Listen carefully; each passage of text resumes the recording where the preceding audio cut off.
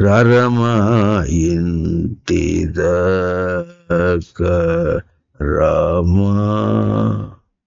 బొడ్డు కోసి పేరు పెట్టాను నేను. రారా అంటే మా ఇంటి దాకా రా అంటే రారా దశరథ కుమార నన్నేలు ఘోర తాళలేర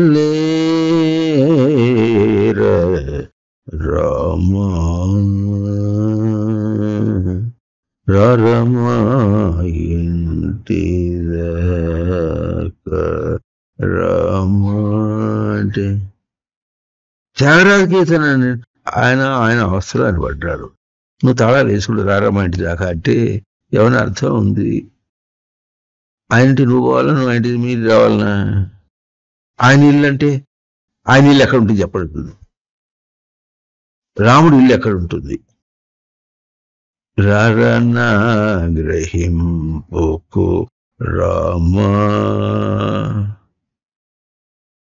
నా గృహం రారనా గ్రహింపుకు రామా.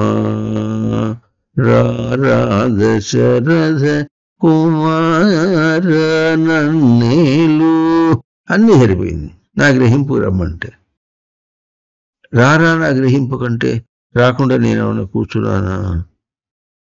నా గ్రహింపుతోనే కదా నువ్వు ఇంత పని చేస్తున్నావు అన్నమాట అర్థం లేదు. కనీసం ఇట్లా చెబితే నా గ్రహింపుకు అందయ్యా. ఈ ఆర్తనాదం, దీన్ని ఏమంటారు? ఆర్తనాదం కావచ్చు. ఇదేం చేస్తుంది? తన గ్రహింపును అందిస్తుంది. అంత మాత్రమన్నా ఉండి పాలన చేసి పుంజీసాహ. అప్పుడేమవుతుంది? దోషంగా చేసేటటువంటి దాని యందు ప్రీతి ఉండకూడదు. మా గ్రస, అది ఆ ప్రీతి వద్దు. ఈ వాక్యంలో ఎంత నిండుతనం ఉందంటే లోకమంతా కూడా ఇతరమైన దాని యందు ప్రీతితోనే ప్రవర్తించి చచ్చిపోతుంది. ఎంత ఇష్టమో అవునవునంటూనే కాదంటాడు.